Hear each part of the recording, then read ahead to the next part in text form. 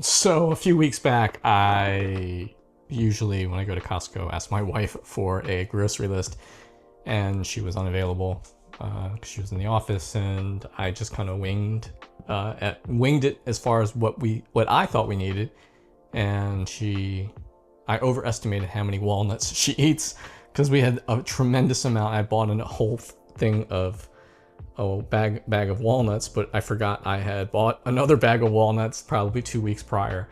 Anyway, tonight I'm going to chop up some walnuts because we got a lot of them, and I'm going to make walnut crusted salmon. So instead of using a food processor or our coffee grinder and having to clean stuff up, I am going to use old school knife and cutting board. So you're supposed to cut the walnuts fairly, chopped them finely. I've never done this, so turns out it's not that hard. It's not that difficult because the nuts aren't that hard. Woo! Ooh, sorry about the noise. And what I'm gonna do is use a little glaze of mustard and honey to get the nuts to adhere to the salmon.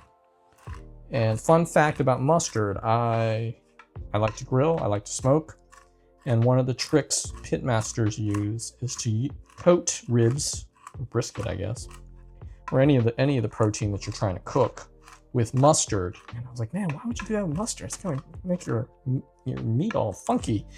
Well, the mustard burns off, and what it acts as is it gives you a little bit of flavor, but definitely not enough to overpower. But what it acts as is a bonding material, a glue, so to speak, to hold your dry rub, and works probably a little bit better than oil, and it gives you a little bit more flavor.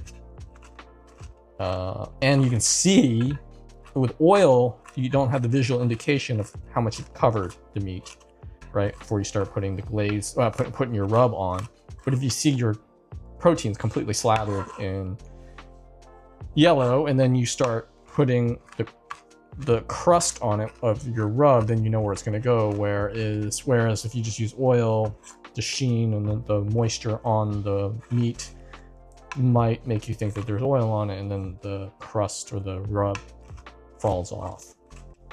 So that's the kind of cool thing about using mustard, and that's basically what we're going to do on this. And another side Costco story is I bought a ton of Grey Poupon Dijon mustard because we use that in our salad dressing. Well, and my wife makes that, and for whatever reason she hasn't used the Grey Poupon that I bought, and it's just been sitting on a shelf for a while. And we finally broke it down. It's like, we have a lot of Grey Poupon, we put it that way, and using a little bit to crust my salmon tonight is going to be a great use for it, because it's stuff's going to expire at some point in the near future. And so, and back to the chopping, this is actually kind of therapeutic. That's fine enough. Okay, so I finished the ride and I'm going to prepare dinner. I went ahead and took out this kind of run and gun deal here.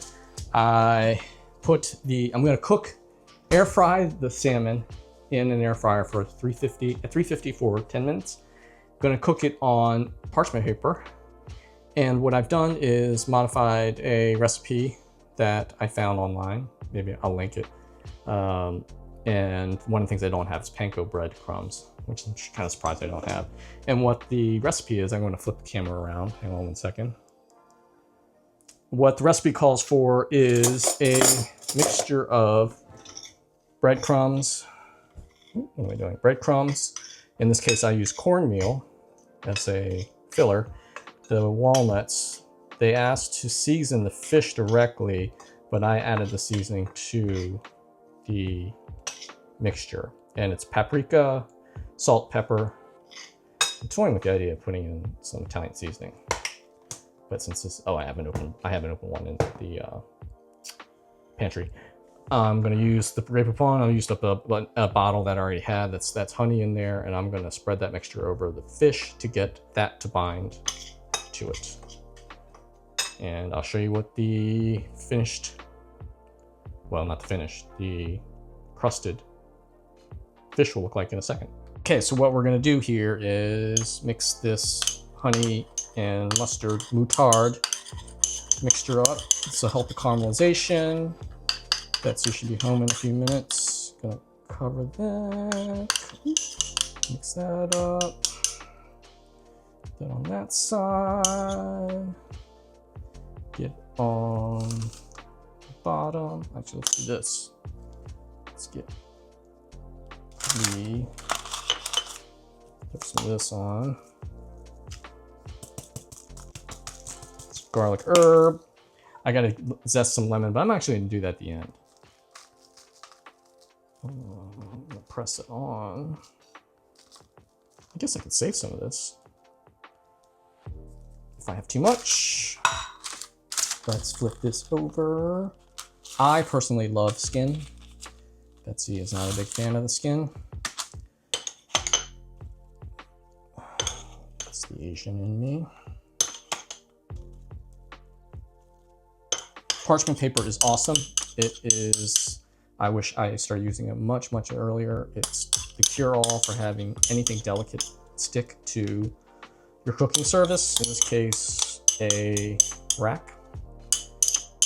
It's nothing worse than having your fish stick to your rack and have it all freaking fall apart. And let me use this side.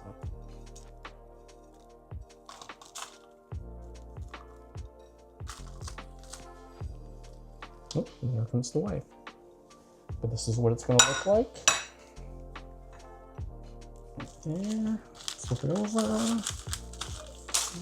Add a little bit more. And it's really crusted. Okay.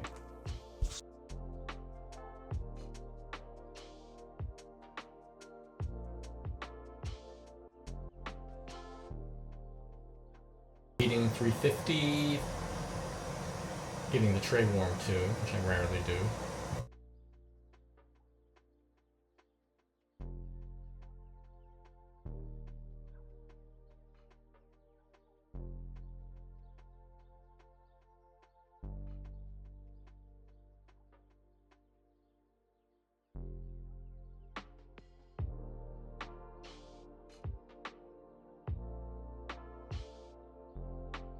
Okay, so here's the post-mortem on the meal. Dinner is just really busy time, so I can't really film what it tastes like. That's just not fair to my wife.